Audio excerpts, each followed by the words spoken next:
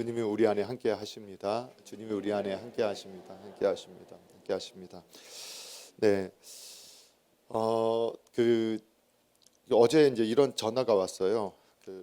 감사하고 또 믿음으로 가는데 여러 가지 다양한 생각들이 있지만 한 권사님께서 전화하셔서 우리가 그 사택 위한 헌금을 이제 준비하다 보니까 어떤 일정하고 좀 맞지 않아서 오늘까지 드리기가 어려워서 좀 어떻게 하면 좋겠느냐, 또 드려도 어떻게 하면 좋겠느냐, 드려도 되겠느냐, 아니면 마감이 된 것입니까 하고 여쭤보시는데요. 믿음으로 준비하셔서 이렇게 섬기시는 마음 가진 것 자체도 감사드리고, 또 우리가 30일까지 오늘까지 또 참여하시는 분들도 기도해 주시고, 또 물질로도 참여하신 모든 분들, 또 하나님의 나라, 또 몸된 교회 세우는 데 참여하시는 모든 일에 함께하심을 감사드립니다. 또 그런 마음을 가지신 분들은 예전에도 우리가 이제 그 작정의 시간들을 정해서 집중하고 그 이후에 하시는 분들도 우리가 기억하고 또 함께 우리가 함께 계속 진행했던 일들 여러분 기억하시고, 작정하셨던 분들은 이렇게 시간이 지금 당장에 그 시간대 못 하시더라도 또 마음의 감동을 받아서 하시고자 하시는 분들은 또 하나님 앞에서 하시는 것이니까 믿음으로 섬기시면 되겠습니다.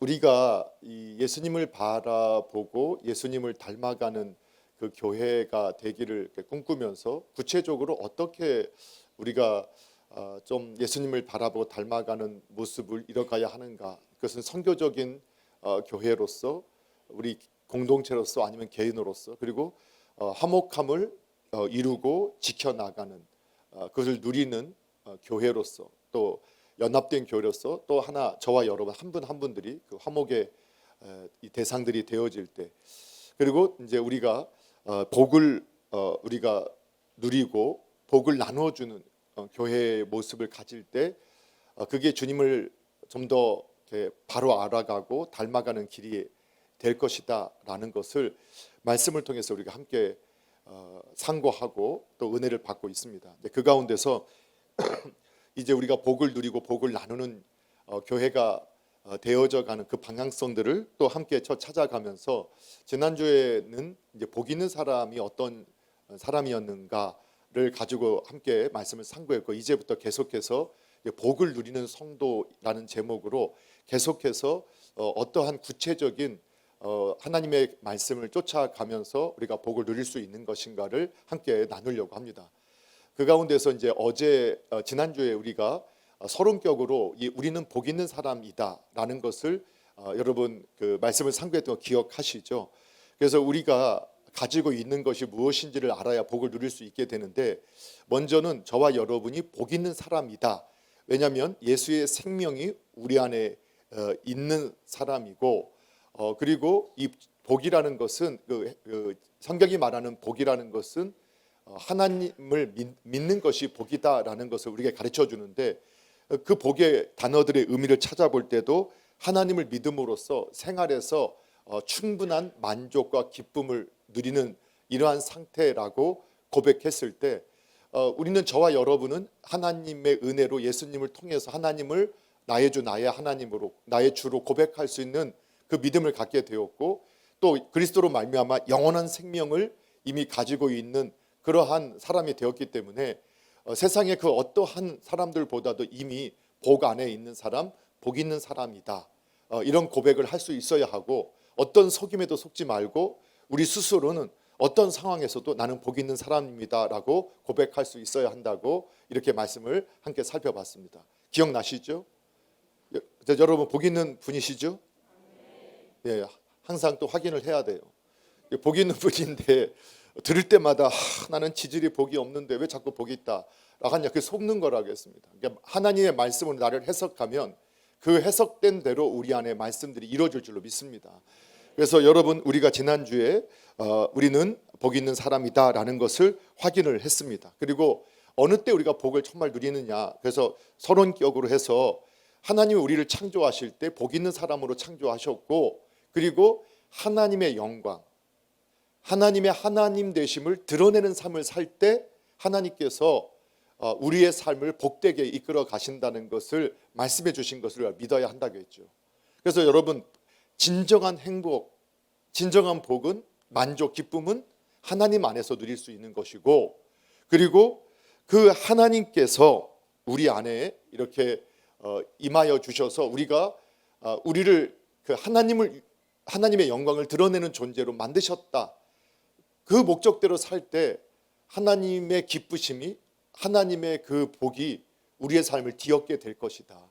이것을 확신하는 저와 여러분 되기를 축원합니다. 그럼 오늘은 이제 복을 누리는 성도로서 오늘 본문을 통해서 그럼 어떻게 무엇을 또 우리가 확신할 때 복을 누리는 성도가 될 수 있느냐?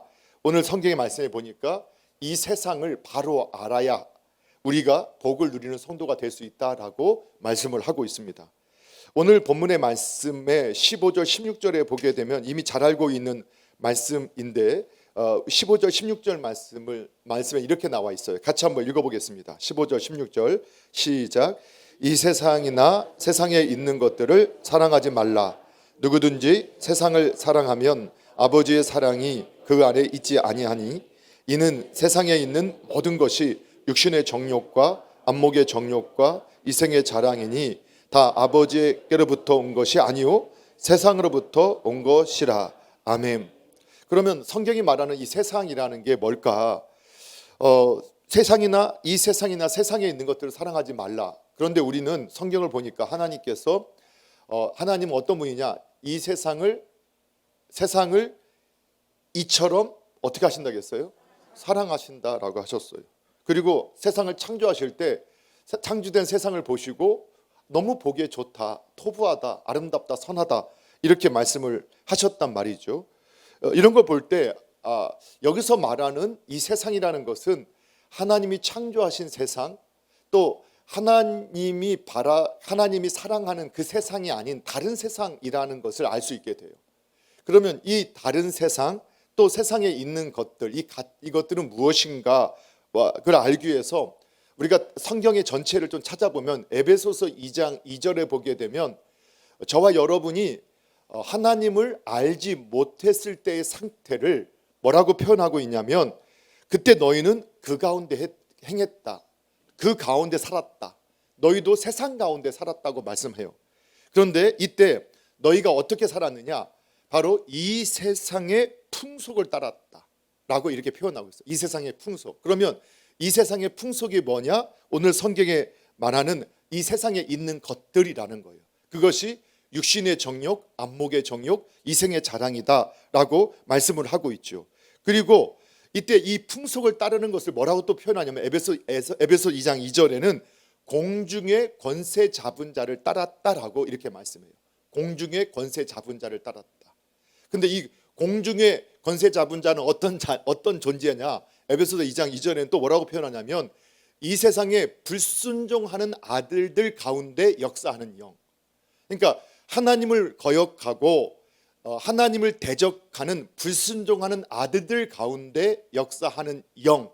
그것이 바로 이 세상의 공중의 권세 잡은 자. 성경은 사탄, 마귀, 옛뱀 이런 식으로 표현하고 있는 영적인 존재가 있다라고 하고, 결국은 우리도 예전에 하나님을 알지 못했을 때는 나는 내 생각대로 내 뜻대로 살았어 라고 하지만 바로 이 세상과 이 세상에 있는 것들, 세상의 풍속, 그것을 통해서 세상을 지배하고 있는 공중의 권세 잡은 자, 악한 영, 불순종하는 사람들 가운데 역사하는 악한 영을 따라서 내가 살았다. 그래서 이 세상이나 세상을 사랑하지 말라는 것은 이 마귀가 지배하고 있는 이 세상의 가치 또는 사상 아니면 영적인 세계 그리고 삶의 방식을 따라가서는 안 된다. 그것을 사랑해서는 안 된다라는 의미라는 것을 알 수 있게 됩니다. 왜냐하면 그렇게 되면 우리가 진정한 하나님의 사람으로서의 복을 누리지 못하고 우리가 예전에 우리가 하나님 알기 전에 살았던 방식대로 이 세상의 풍속을 쫓고 육신의 정욕, 안목의 정욕, 이생의 자랑으로 우리를 묶고 있는 마귀가 요구하는 삶을 사는데 어떻게 빛의 자녀로서의 그 복을 누릴 수 있겠느냐? 그럴 수 없다라는 거예요. 그래서 하나님께서는 요한 사도를 통해서 뭐라고 우리에게 계시를 보여주셨느냐? 이 세상이나 세상에 있는 것들을 사랑해서는 안 된다는 거예요. 그것을 정확하게 말씀해 주셨어요. 그렇다면 우리가 이 세상이나 세상에 있는 것들을 이기고 어떻게 복을 누릴 수 있을까라고 본다면, 먼저는 이처럼 하나님의 말씀이 우리의 기준이긴데도 우리가 하나님의 말씀을 여전히 잘 확신하지 못하고 그것을 내 삶의 기준으로 인식하지 못해요. 그러다 보니까 우리가 성경이 이 악한 영, 어둠의 영, 공중의 권세 잡은 자, 옛뱀, 사단이 있다고 하는데도 우리가 그 사단이 있는지를 모를 뿐만 아니라 이 세상, 지금 같은 세상에 마귀가 어디 있고 사탄이 어디 있어, 이렇게 말을 하는 거예요. 그렇지요? 그래서 이 사탄의 영적인 존재를 우리가 알면 이 세상에서도 여러분 공산주의자, 사회주의자들, 간첩 같은 사람, 또 이단들, 신천지 같은 이단들, 이런 사람들의 특징이 다 똑같아요. 사기꾼들, 이 세상의 사기꾼들 다 똑같아요. 영적인 어떤 안목이 딱 열리면, 영의 눈이 열어지면 이 사람들의 모습이 똑같아요. 그런데 이 공산주의자들이, 우리가 북한과 우리가 체제 여전히 경쟁을 하고 있죠. 근데 우리나라의 대권 주자조차, 아주 유명한 대권 주자조차도 아유 우리나라에 간첩 같은 게 어디 있어요? 라고 말을 했잖아요. 그러면 그 간첩은 성공했을까요? 안 했을까요? 그 간첩은 성공한 거죠. 간첩이 성공하면 안 되나요? 근데 마귀가 지금 우리 영적으로 보면 지금 우리나라에서도 심각한 게 뭐냐면, 간첩이 들어왔다라고 뉴스에 나와도 다들 관심이 없어요. 그리고 이 시대에 간첩이 어딨냐라고 이런 말을 하고, 아예 간첩.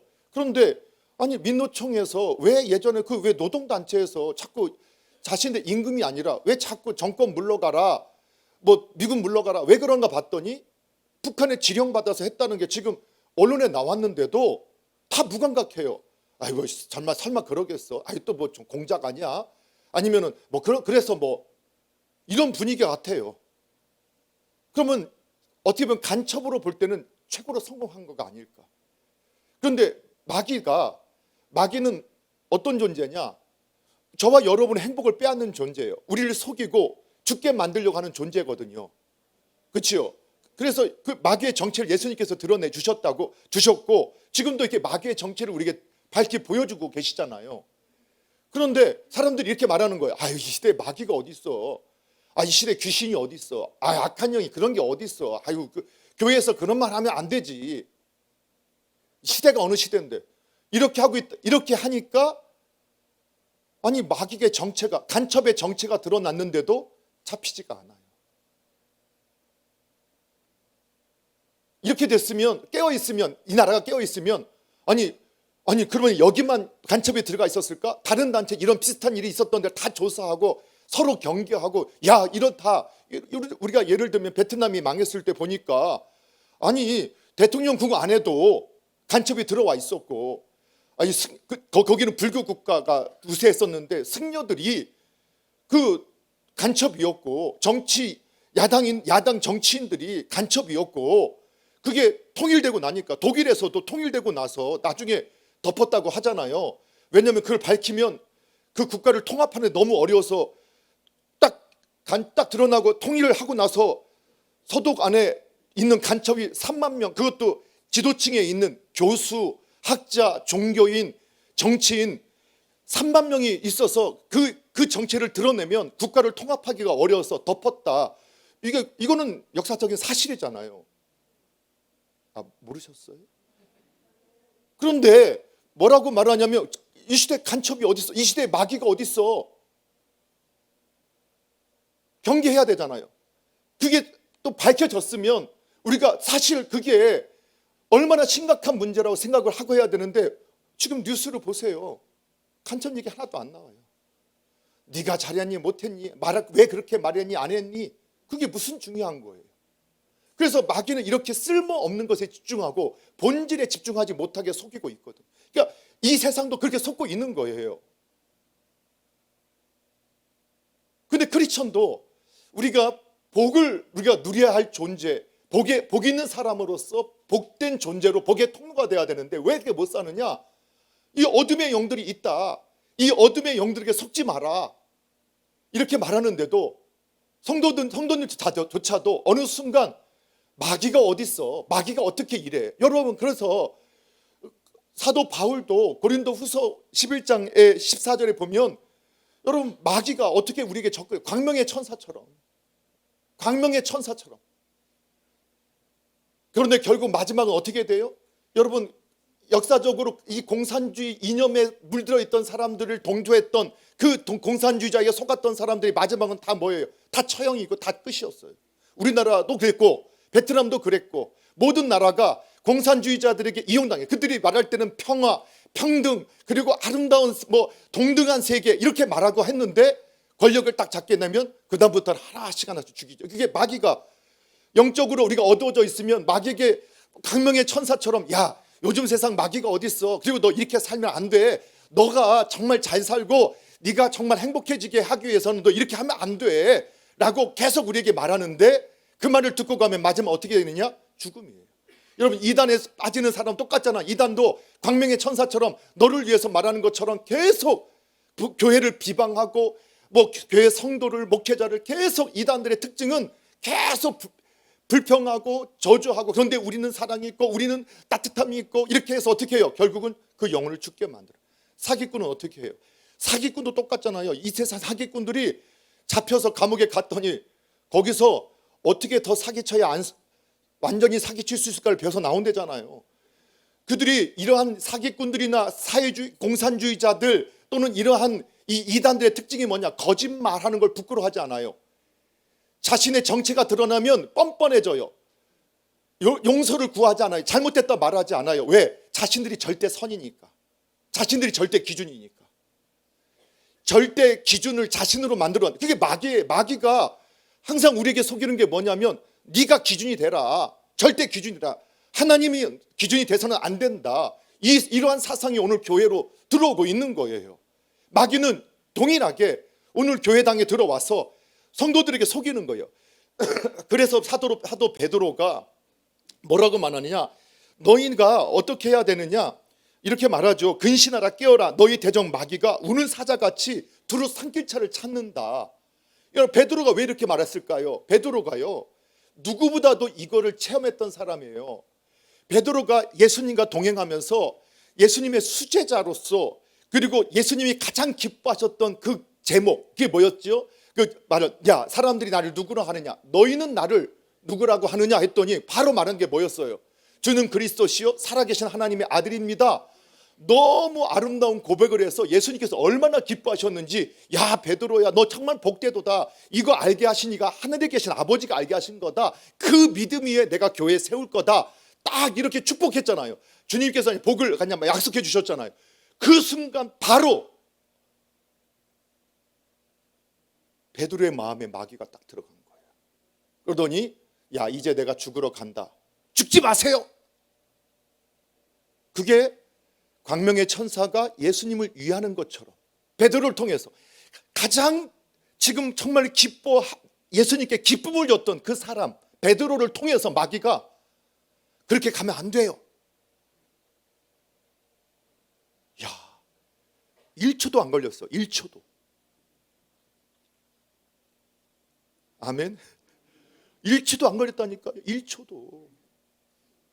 금방 하나님의 기쁨이 되었던 그 사람이 내가 하나님께 내가 이렇게 정말 칭찬받고 나서 1초도 안 지나서 아버지의 뜻대로 되지 말고, 주님 그러면 안 되죠. 내가 여기까지 내가 어떻게 쫓아왔는데 주님이 죽으시다니요.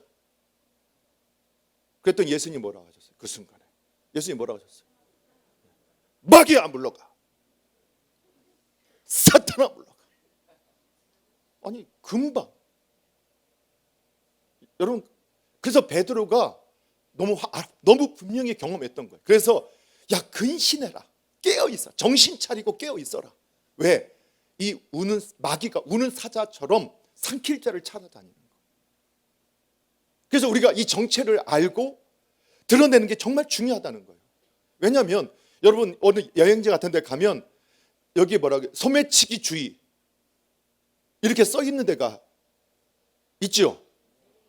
그리고 어떤 데 가면 사람이 더 많이 모이면 뭐라고 하냐면 방송에서 이곳은 소매치기가 많습니다. 계속 강구해줘요. 왜요? 조심하라고, 깨어 있으라고. 그리고 소매치기가 왔다 가도 사람이 딱 모일 때 방송에서 소매치기 조심하세요 하는 말 들으면 뜨끔할 거 아니에요.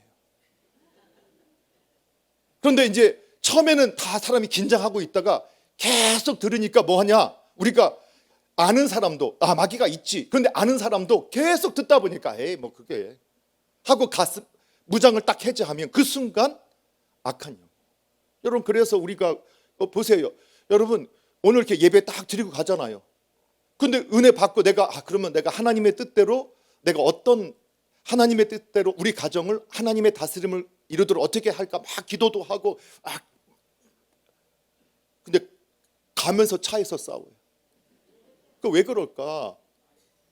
그게 단순하게 그냥 데워지는 게 아니라는 거예요.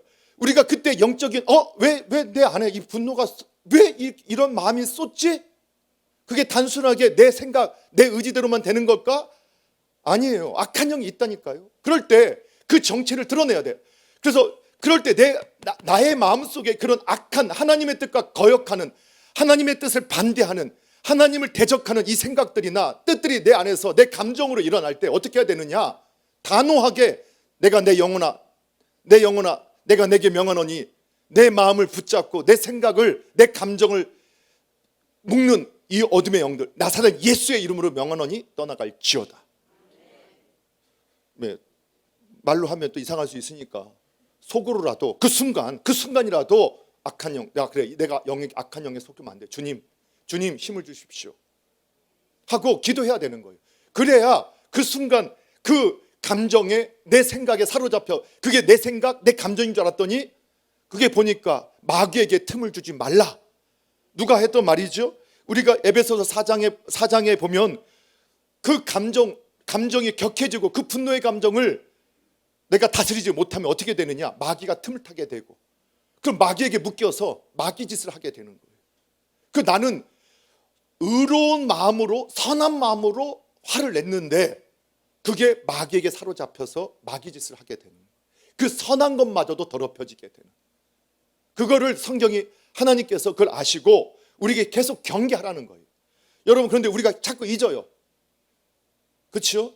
여러분, 영적인 싸움이 있고 악한 영이 있다는 것을 여러분 잊지 마셔야 됩니다.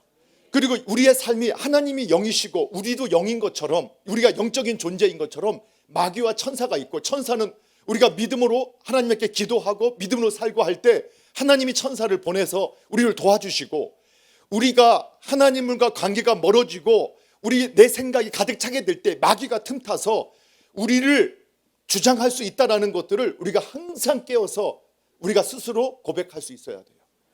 그리고 내 생각 속에 마귀의 생각이 틈탄다, 하나님의 생각이 아닌 다른 세상의 이러한 이 세상의 풍속이 나를 지배하려고 하면 오늘 계속해서 예수님의 방식대로 나사렛 예수의 이름으로 명하노니 악한 생각, 악한 더러운 생각을 주는 어둠의 영들은 떠나가라. 여러분, 선포하실 수 있기를 바랍니다. 예. 그런데 내 자신이 그럴 때는 그렇게 하잖아요. 그러니까 정체를 알아. 근데 딱 보니까, 오늘 보니까 예를 드는 거예요. 근데 누구를 들까? 그래요. 우리 집사님, 권사님이 그냥 나 같이 있는데 딱 보니까 마귀 행동을 하고 있어요. 그럼 또 여러분 또 상처받으면 안 되겠다, 이것도야. 제가 보니까 제가 이제 마귀 짓을 하고 있어요. 여러분이 같이 있는데, 저하고 여러분이 같이 있는데 제가 마귀 짓을 하고 있는 거예요. 막 짜증을 내고 화를 내고 막 정말 불평을 하고 원망을 하고 하고 있고 이러고 있어요. 자, 그럼 여러분이 제가 보니까 저거 지금 마귀에게 사로잡혀 있구나, 저 인간. 이렇게 이제 생각이 들었어요. 그럼 어떻게 해야 되겠어요? 예. 마귀야 물러가 하고 저한테 하면은 제가 상처를 받겠죠. 그래서 그거는 또 이제 지혜로운 방법이 아니죠. 그래서 예전에 우리 김중근 목사님 제가 몇 번 예를 들어드렸잖아요. 김중근 목사님이 CCC 함께 하셨던, 대표하셨던 분인데, 그분이 청년들 막 2,000명씩 그때 그 바닷가나 산에 모아놓고 집회하는데, 뭐 텐트 치고 그냥 최소 비용으로 하려니까 텐트 치고 뭐 속 걸어놓고 이렇게 하니까, 처음에 시작하려니까 다른 분들은 뭐 목사님 하시면 이렇게 해야지 하는데, 누가 이제 딱 항상 그 반대하냐면 이제 사모님이, 여보 미쳤지 왜 그래, 그런 거 하다가 안 되면 지금까지 한 것도 다 무너지고 어떡하려고 해, 하지마 하고 쫓아다녔다는 거. 그러니까 김중근 목사님이 그 사모님한테 사단아 물러가나 할까 하다가 그 앞에서는 그래 좀 더 기도해보자 하고 혼자 화장실 딱 들어가서 화장실 보면서 사단아 물러가라, 사단아 물러가라 이렇게 기도했다고 하잖아요. 그리고 그 일들 다 해놓으셨죠.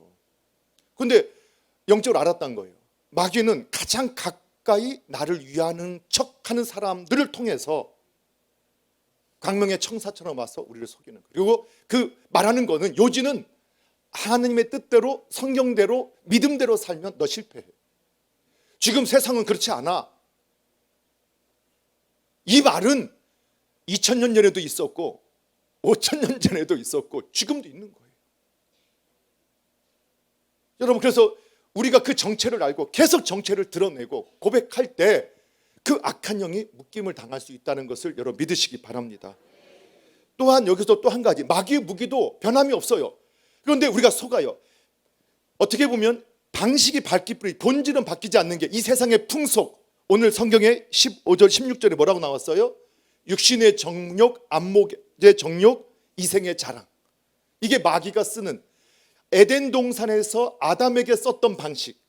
마태복음 4장에서 예수님이 금식하고 이제 공생애를 시작하실 때, 공적인 사역을 시작하실 때 마귀가 예수님을 유혹했던 똑같은 방법. 그리고 오늘날 우리 모든 성도들에게 똑같은 말씀을 주시면서 야, 마귀가 5000년 전에 6000년 전에도 2000년 전에도 성도들에게, 그리고 오늘 우리에게도 똑같은 방식이다. 육신의 정욕, 안목의 정욕, 이생의 자랑.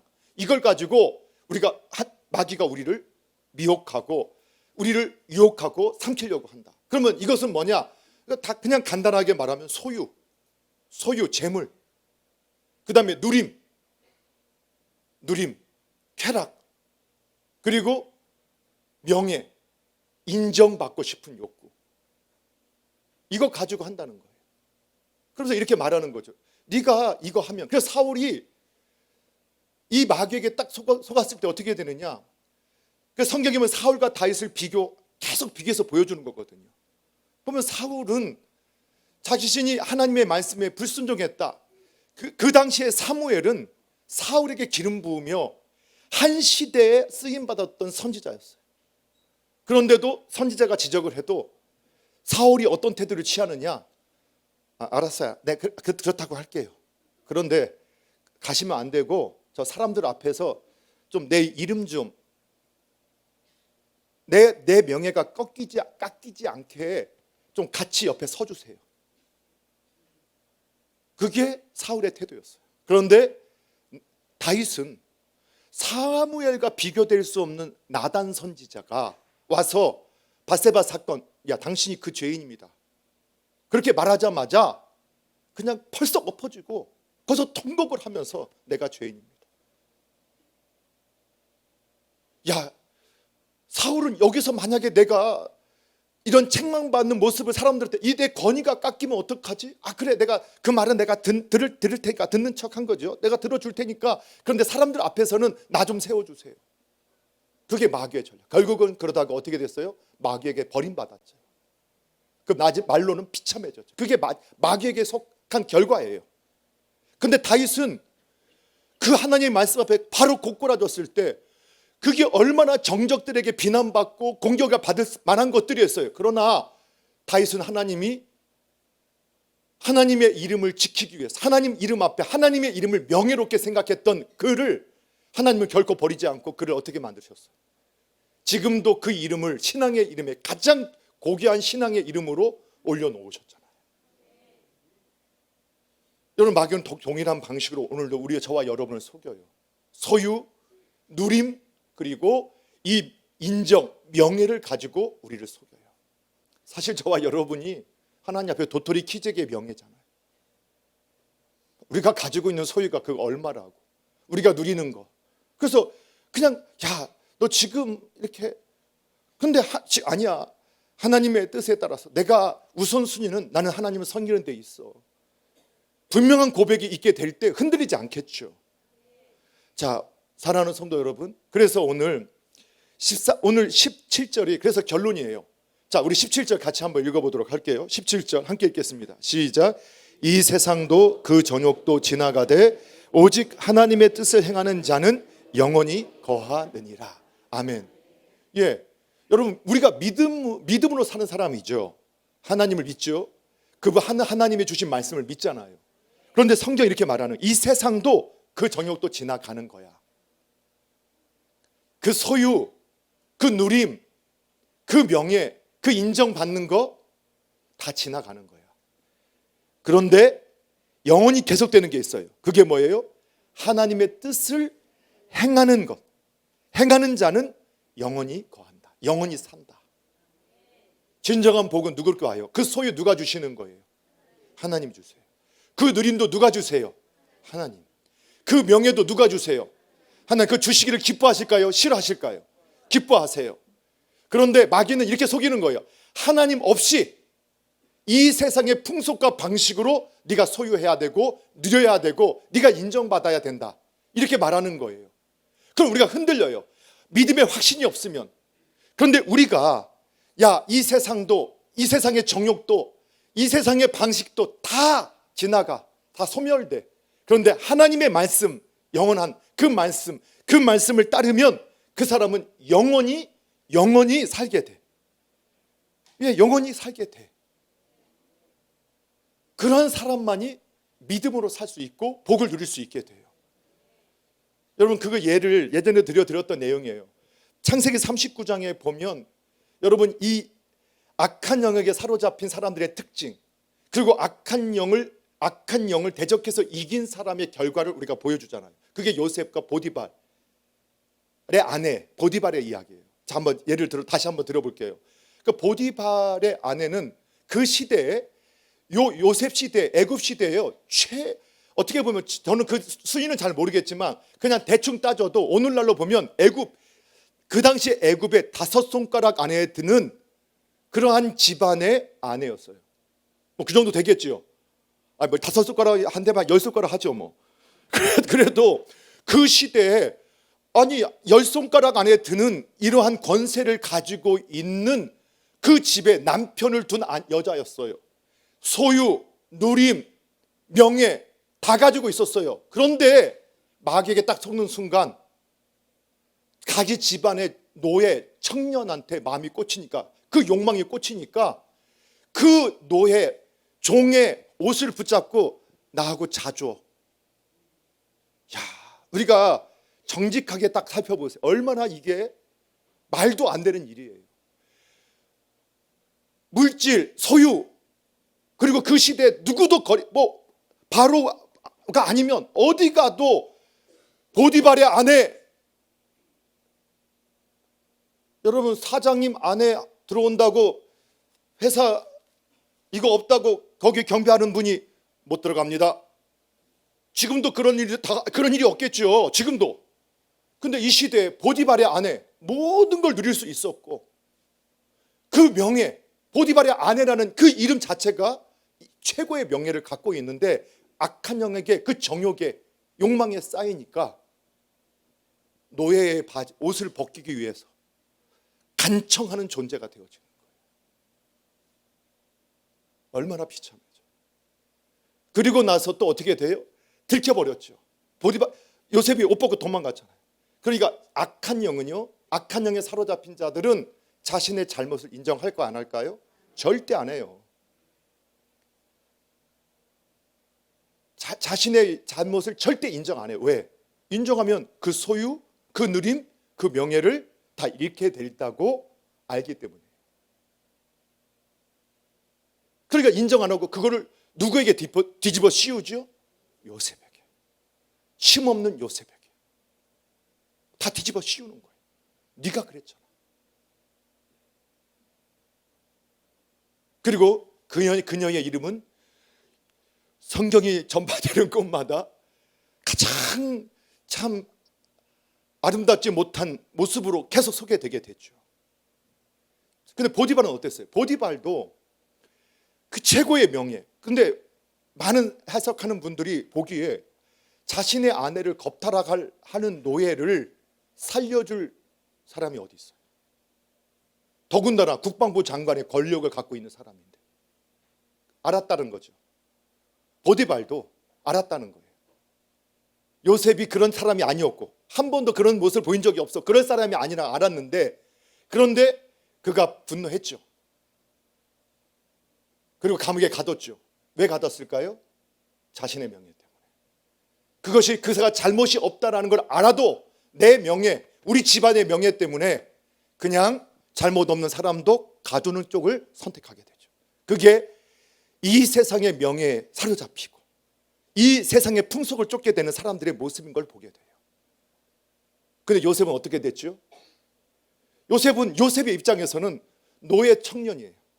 그도 그래도 성공한 거예요. 그 정도 성공했어요. 그렇죠? 보디발 집안의 가정 총무, 성경에 보니까 보디발이 그를 얼마나 신뢰했는지 그가 자신의 어떤 의사결정 외에는 아무것도 손대지 않도록 다 결정하게 했어요. 그 집안에서는 어떻게 보면 보디발 다음에 2인자예요. 여러분, 국방부 장관에서 보디발의 말과 같이 그 말이 들어지는 그 종을 다른 어떤 사람들이 와서 함부로 대할 수 있었을까요? 노예라고? 못했을 거예요. 여러분, 우리나라도 정승집 개는 함부로 못 건든다겠거든요. 똥개도, 같은 똥개도 정승집에서 자라면 가서 어이구 하고 쓰다듬어주고 가고, 지나가는 똥개는 발로 차는 거예요. 그런데 이미 그걸 누리고 있었단 말이에요. 그 하나님 앞에서 그것을 복이라 생각했어요. 그런데 마귀가 유혹하는 거죠. 야, 네가 옷 한 번 벗으면 어떻게 돼요? 더 많은 부, 더 많은 누림, 더 많은 명예를 얻을 수 있는 길이 열려주는 거예요. 아니, 주인집 아내를 애인으로 두고 있는 거잖아요. 이런 말 하면 안 되나요? 그런데 그걸 알았지만 그는 뭐라고 했죠? 마귀의 계계를 알고 그것을 대적했죠. 그리고 그 자리를 피했죠. 그 결과 어떻게 됐어요? 그 결과 어떻게 됐죠? 감옥에 갔잖아요. 감옥에 가는 일이 있어도 세상의 정욕은 세상도 지나가고 정욕도 지나가는데 하나님의 뜻을 행하는 자가 살아요. 영원히 거해요. 그가 그렇게 행했어요. 그런데 잠시 동안은 이 마귀가 이 세상이 말한 대로 됐어요. 봐봐, 네가 그거 받아들였으면 너 잘 됐고 더 성공했고 더 명예 누렸을 텐데. 그런데 어떻게 됐어요? 감옥에 갇혔잖아. 그걸 너 실패했어. 당장은 그렇게 보일 수 있었죠. 그러나 우리 결과는 알죠. 우리는 욥의 결과를 알고 또는 요셉의 결과를 알잖아요. 그가 어떻게 됐습니까? 가정 총무가 아닌 하나님 다음, 이거는 영적으로 보면 하나님 다음의 권세를 누구에게 주셨다는 거예요? 요셉에게 주셨다. 바로 다음의 권세를 요셉에게 주셨던 것처럼 하나님은 하나님의 이름의 명예를 지켰던 그를 명예롭게 하셔서 그 누구도 요셉의 이름 앞에 감탄하게 하고 무릎 꿇게 하고 경배하게 하는 그 시대의 모든 사람들이 요셉의 말에 따를 수밖에 없는 그 명예를 누구에게 주셨다는 거예요? 요셉에게. 사랑하는 성도 여러분, 오늘날 우리 신앙인들이 복을 누리기 위해서 다른 게 아닙니다. 오늘 우리가 하나님 안에 있음을, 영생 안에 있음을, 그리고 이 세상과 이 세상에 있는 것들을 무기로 하는 이 악한 영과의 싸움에서 우리가 물러서면 안 됩니다. 그래서 성경 이렇게 말해요. 에베소서 야고보 사도도 야고보 4장 7절에도 너희는 하나님께 복종해라. 하나님께 복종하라는 거예요. 하나님께. 그리고 마귀를 대적하라. 하나님께 복종하면서 하나님의 말씀이 아닌 세상의 풍속으로 나를 유혹할 때 하나님의 말씀으로 마귀를 대적하면 어떻게 되느냐? 마귀가 피한다라고 말해요.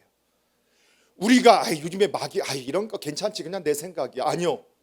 마귀를 하나님의 말씀에 거역하는 그 생각에 대해서 하나님을 내가 섬기고 내가 하나님의 뜻에 복종하고 마귀를 대적하면 마귀가 피해요. 그리고 에베소 6장 11절 12절 이하에 보게 되면 믿음의 전신갑주를 입어라. 무시로 기도해라. 여러분, 우리가 하나님의 방법을 따를 수 있기를 바랍니다. 그러면 우리가 어둠의 영들에 속지 않을 것이고 그 어둠의 영들을 깨뜨리고 주님이 이미 주신 복 안에서 또 하나님이 주시는 그 소유, 하나님이 주시는 누림, 하나님이 주시는 그 명예를 누리게 될 것입니다. 우리 남서울중앙교회 가족들이 오늘 가정에서, 예배당에서, 그리고 우리나라 우리 민족 가운데서 그렇게 쓰임받기를 바랍니다. 여러분, 세상에서 인정받았던 요셉도 말씀으로 마귀를 대적했을 때 세상에서도 누리는 자가 됐고 그 명예로운 자가 됐다는 것을 잊지 마십시오. 하나님의 말씀은 온 세상에 여전히 유효함을 믿으시고 저와 여러분 오늘 복의 사람입니다. 오늘 주님 이 영의 세계를 우리가 확신하면서 주님 안에서 주님을 따름으로 이 악한 영을 이기고 오늘 우리가 살게 되고 살아나고 복을 누리는 또 복을 나누어주는 그러한 은혜의 도구들이 되기를 주님의 이름으로 축원합니다.